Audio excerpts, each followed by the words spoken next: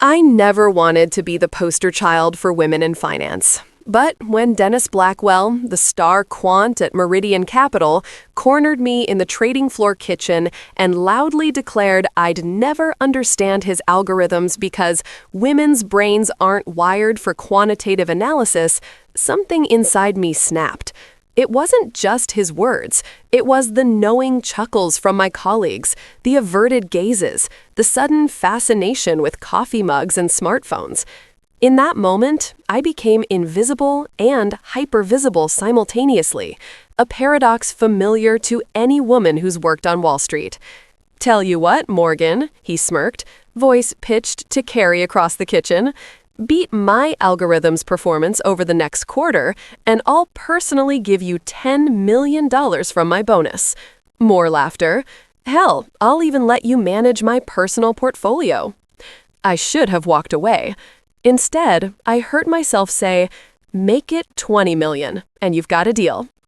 The room went silent. Dennis extended his hand, and I shook it, sealing a bet that would change everything, not just for me, but for women across the industry who were tired of being underestimated. What he didn't know was that I'd already spotted the fatal flaw in his precious algorithm, and I was about to exploit it.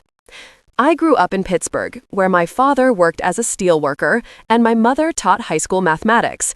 Our modest home in Squirrel Hill was filled with numbers. My mother's complex equations scribbled on napkins, my father's meticulous household budget taped to the refrigerator. Even our family game nights revolved around strategy and calculation. Monopoly wasn't just a board game, it was financial warfare. "Numbers don't lie, Morgan," my mother would say. "People lie, systems lie, but numbers, they tell the truth if you know how to listen." When the steel mills began closing in the 80s, my father lost his job. I watched him shrink, diminished by economic forces beyond his control. Each rejection letter, each unanswered application chipped away at him until the man who once carried me on his shoulders could barely carry himself. My mother stepped up, taking extra tutoring jobs and eventually becoming the department chair of her school.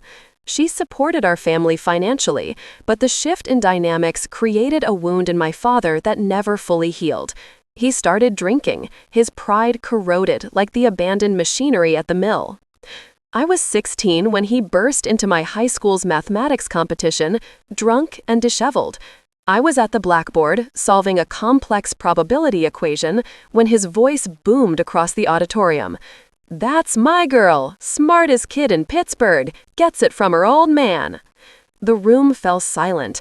I froze, chalk in hand, as he stumbled down the aisle. "Morgan's gonna be somebody, not like her useless father." My teacher gently escorted him out, but the damage was done. I completed my proof in tears, won the competition, but felt only humiliation. That night, I decided I would succeed not just for myself, but for him, to restore what he'd lost. Years later, after graduating from Penn with a double major in mathematics and economics, I turned down offers from tech companies in Silicon Valley. Instead, I headed to Wall Street, drawn by its unforgiving meritocracy. If I could make it there, prove my worth in cold, hard cash, maybe my father would recognize his own worth again. My first 5 years in finance were a blur of 18-hour days, testosterone-soaked trading floors, and casual sexism disguised as locker room talk. I endured because every bonus, every promotion was a step toward my grand gesture, buying back the family home my parents had been forced to sell, and establishing a scholarship fund in my father's name for children of displaced industrial workers. What no one at Meridian Capital knew was that I'd been caring for my father since my mother died of breast cancer during my second year at the firm. He'd moved in with me, his health declining due to years of alcoholism. The man who once explained the inner workings of blast furnaces now struggled to operate a microwave. Yet, in his rare lucid moments, he'd ask about my work with genuine curiosity, his eyes briefly reclaiming their old sparkle when I explained complex trading strategies. "You've got your mother's brain," he'd say proudly, "but you've got my fighter's heart." I never told my colleagues about this part of my life. On Wall Street, personal struggle is often perceived as weakness, so I maintained the illusion of the unattached career woman, even as I rushed home each night to check on my father, administer his medications, and sometimes clean up after accidents he was too embarrassed to mention. The secret weight of this double life was crushing me until Dennis Blackwell's challenge inadvertently offered a way out. The morning after our bet, I arrived at work to find an amended contract on my desk, legally binding, drafted by Meridian's lawyers. Dennis hadn't wasted any time. The terms were clear. If his algorithm outperformed my trading strategy over the next quarter, I would publicly acknowledge his superiority and transfer to the back office. If I won, he would pay me $20 million from his personal funds and recommend me to head the quantitative strategy division. News of the bet spread through Wall Street like a market rumor. CNBC caught wind of it, Bloomberg mentioned it in their morning briefing, the Wall Street Journal ran a profile piece titled Beauty versus the Quant Beast, complete with a photo of me looking serious in a pencil skirt, juxtaposed with Dennis in front of a whiteboard covered in equations. "You've got no chance," whispered Jason, my closest ally at the firm, and one of the few men who treated me as an equal. Dennis's algorithm has consistently beaten the market by 18% for 3 consecutive quarters. "I know something he doesn't," I replied, not elaborating further. The truth was, I'd noticed a pattern in Dennis's algorithm. It performed exceptionally well in bull markets, but had never been tested in a significant downturn. I was betting on market volatility, and my economic indicators suggested a correction was coming. As days passed, the office atmosphere grew increasingly hostile. Small acts of sabotage began. Files disappeared from my computer. My access to certain data feeds was mysteriously restricted. Lunch orders were forgotten. Dennis's allies were closing ranks. Meanwhile, my father's condition worsened. One night, I returned home to find him on the kitchen floor, disoriented and unable to stand. "I was trying to make you dinner," he mumbled as the paramedics lifted him onto a stretcher, "to celebrate your big challenge." The hospital admission turned into a week-long stay. I split my time between his bedside and the office, surviving on vending machine coffee and power naps in hospital chairs. When I returned to the trading floor, the dark circles under my eyes became fodder for office gossip. "Guess Morgan's cracking under pressure," I overheard from Dennis's deputy.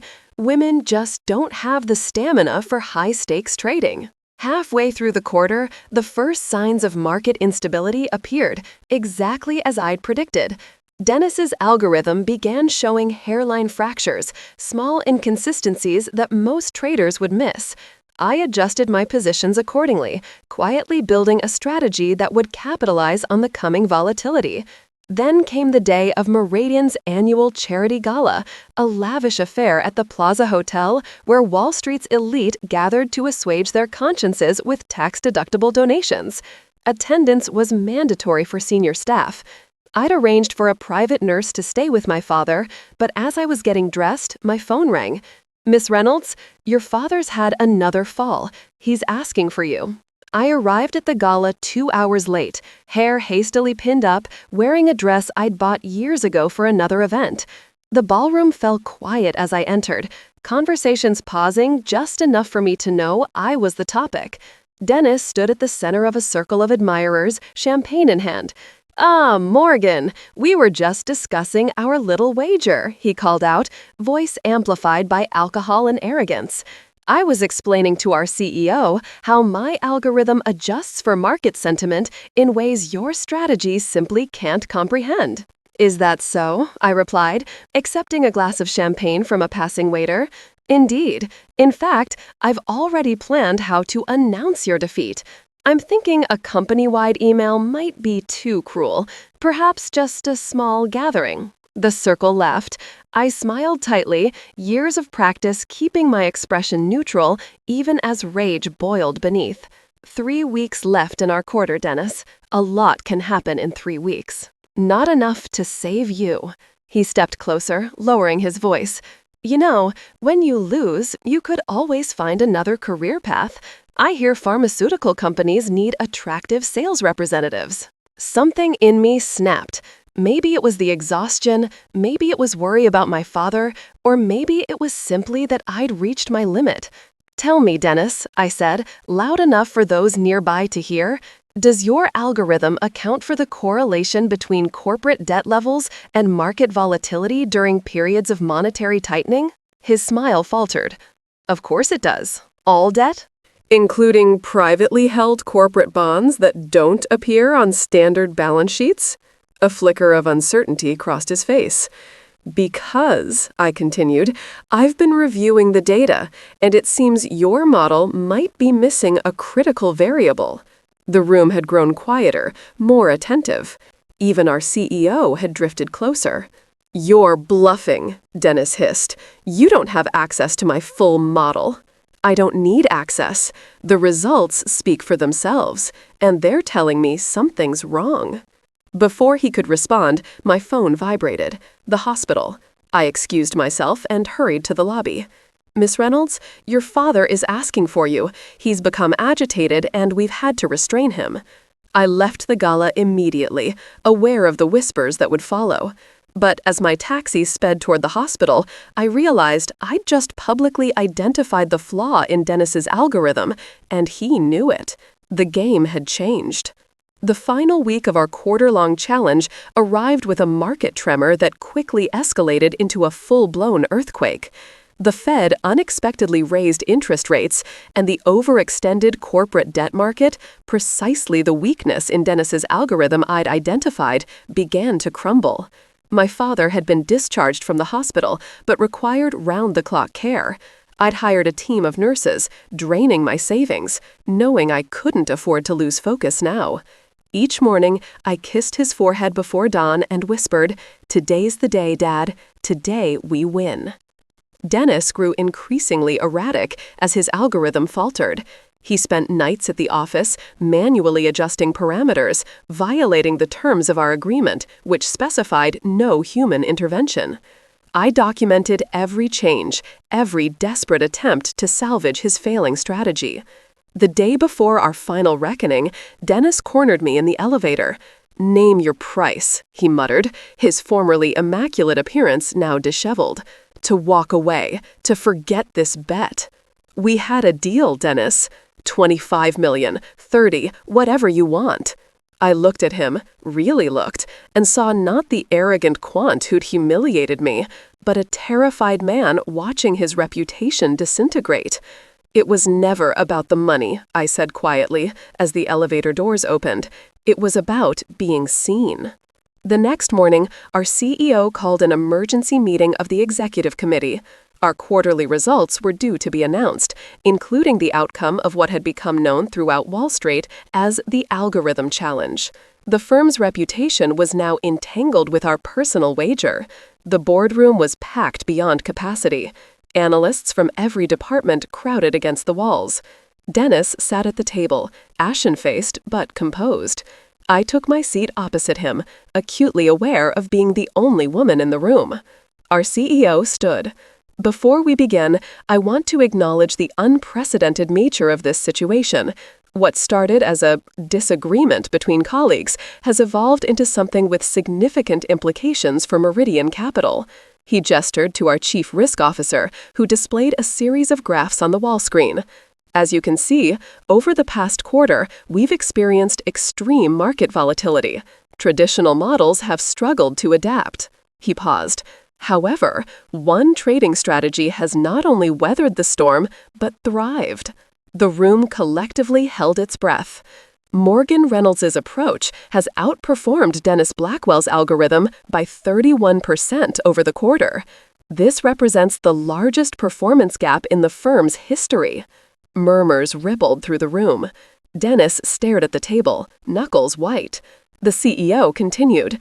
"Given these results, and in accordance with the terms of their agreement, Dennis will transfer $20 million to Morgan and recommend her appointment as head of our quantitative strategy division." Dennis stood abruptly. Her strategy was reckless. She bet everything on a market correction that could have gone the other way. This wasn't skill, it was gambling. Is that what you tell yourself? I responded, my voice steadier than I felt. That the only way a woman could beat you is through luck? You don't understand the complexity. I understand perfectly, I cut him off. Your algorithm fails to account for privately held debt because you designed it to analyze public companies where data is abundant. But real markets aren't just about available data. They're about finding the hidden signals, the information others miss. I stood and walked to the screen, pointing to specific anomalies in his performance graph. Here, here, and here. Your model broke down because it encountered scenarios it wasn't programmed to recognize. Not because they're rare, but because you dismissed them as insignificant, just like you dismissed me. The room had gone completely silent. I didn't win because I'm lucky or because I took reckless risks. I won because while you were building an algorithm that reflected your biases, what you deemed important enough to include, I was building one that questioned those very assumptions. I turned to address the entire room. And there's something else you should know. I've been caring for my father, who's suffering from advanced alcoholism and early onset dementia. Every night after leaving here, I've gone home to feed, bathe, and comfort him. I've hidden this part of my life because I knew it would be used against me, evidence that women can't separate their personal and professional lives. Dennis looked genuinely shocked. Others shifted uncomfortably. I'm done hiding. I'm done pretending. And most importantly, I'm done letting men like Dennis define success on their terms. I gathered my papers. I'll accept the $20 million as agreed. But I won't be taking the position as head of quantitative strategy. Gasps echoed through the room. Instead, I'm resigning, effective immediately. I'm starting my own fund, one that values diversity of thought, not just as a PR slogan, but as a fundamental investment principle. And I've already secured backing from 3 of Meridian's largest clients. I walked toward the door, then paused. Dennis, your check can be sent to my attorney. I suggest you don't delay. My father needs specialized care, and time is something neither of us can afford to waste. As I left the boardroom, the silence behind me erupted into chaos. But for the first time in years, I felt nothing but calm. The fallout was swift and far-reaching. By the time I reached the lobby, my phone was exploding with notifications. CNBC was already running the headline. Wall Street shocker, female trader claims $20 million prize, walks away from Meridian. My LinkedIn profile gained 10,000 followers in under an hour. Hashtag algorithm queen was trending on Twitter. I ignored it all and headed straight to my father's apartment. When I arrived, I found him having a rare moment of clarity, sitting in his armchair with the financial news playing on the television. "That's my girl," he said, pointing at the screen where my picture appeared next to a scrolling ticker. "That's my Morgan." I knelt beside him and took his hand. "We did it, Dad. We won." "I never doubted you," he replied, squeezing my fingers with surprising strength.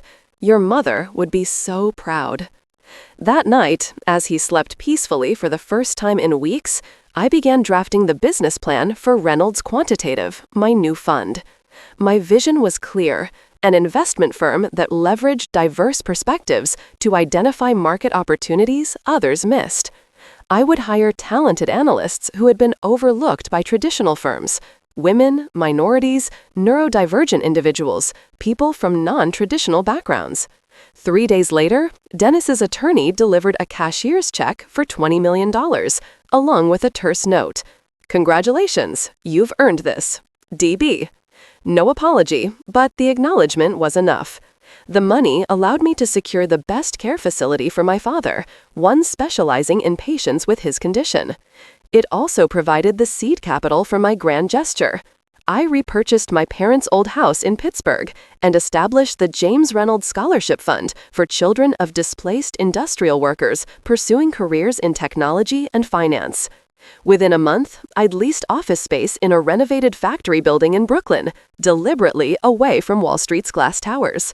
My first hires included Tayson, my ally from Meridian, and, surprisingly, Dennis's former assistant, Rebecca, who'd reached out saying she'd learned more from watching me for a week than from Dennis in 3 years. 6 months after my departure from Meridian, I received an unexpected visitor at our offices. Dennis Blackwell stood awkwardly in our reception area, looking both out of place and humbled. "I'd like 5 minutes of your time," he said, no trace of his former arrogance. In my glass-walled office overlooking the East River, Dennis placed a thumb drive on my desk. "My algorithm," he explained. "The complete code, documentation, everything. I want you to have it." I stared at him, suspicious. "Why?" "Because you were right." He struggled to maintain eye contact. "Not just about the technical flaws, but about the other things, the biases. I've been doing a lot of thinking since you left.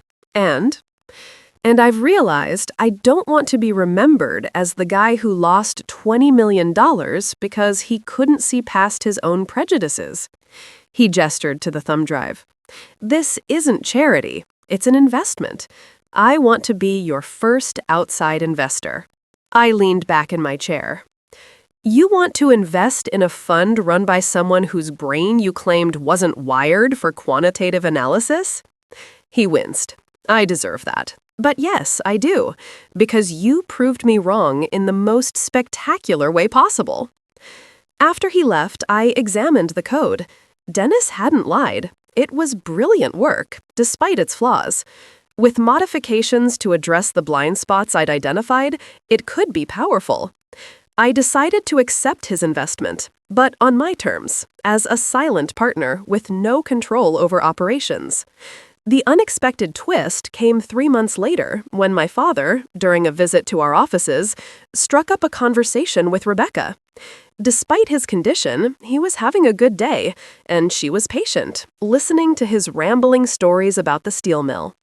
Something about her kindness touched him, and he began asking to see the nice lady who understands numbers during his regular visits.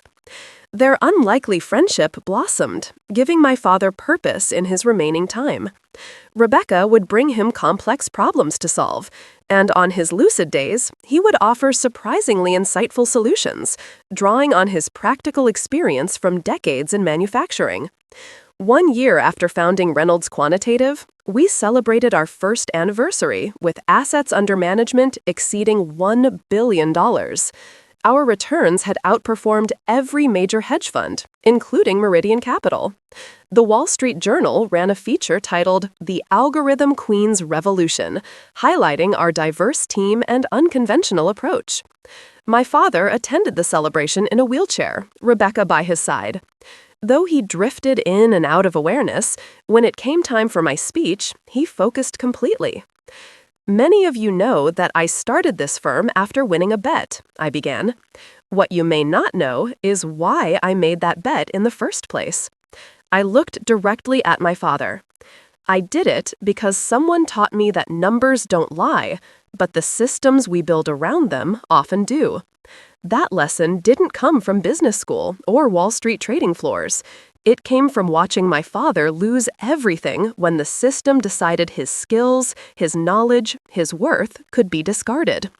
Tears filled his eyes as recognition flickered across his face. Reynolds Quantitative exists to challenge those systems, to find value where others see none, to recognize patterns others dismiss, to build models that reflect the world as it is, not as a privileged few experience it. I raised my glass. To my father, James Reynolds, who taught me that behind every algorithm, every model, every equation, there are human lives, and those lives matter more than any number ever will. That night marked the full circle of our journey. My father passed away peacefully 6 months later, but not before seeing the scholarship in his name send its first recipients to college. The house in Pittsburgh became the headquarters for the James Reynolds Foundation, providing resources and support for workers displaced by technological change. As for Dennis, he eventually joined our board of advisors, his experience and connections proving valuable as we expanded. His public acknowledgement of his former biases, coupled with his visible support of our diverse hiring practices, inspired several other prominent male executives to examine their own assumptions. The 20 million Beck had transformed not just my life, but rippled outward, changing the culture of an industry that had long resisted change. Today, 5 years after that fateful bet, Reynolds Quantitative manages over $30 billion in assets.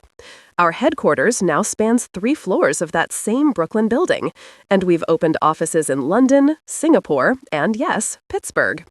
Our algorithmic trading strategies continue to outperform traditional models, proving that diversity isn't just a moral imperative, it's a competitive advantage. I still keep Dennis's original thumb drive in my desk drawer as a reminder of where this journey began. Sometimes, when facing a particularly difficult decision, I take it out and remember that moment in the boardroom when I chose authenticity over acceptance, courage over comfort. The lesson I learned, that I hope you'll take from my story, is that your perceived weaknesses, the parts of yourself you've been hiding, might actually be your greatest strengths. The dual life I led, balancing Wall Street ambition with family caregiving, didn't diminish my professional capacity, it enhanced it, giving me perspectives my colleagues lacked. So if you're hiding some essential part of yourself to fit into a system that wasn't designed for you, I urge you to reconsider. The world doesn't need more people contorting themselves to fit existing models. It needs people brave enough to build new ones. If my story resonated with you, please like this video and subscribe to the channel for more narratives about breaking barriers and redefining success. Share it with someone who needs to hear that their differences aren't deficiencies, they're potential advantages waiting to be leveraged. Remember, sometimes the most powerful algorithm is the one that questions the assumptions everyone else takes for granted.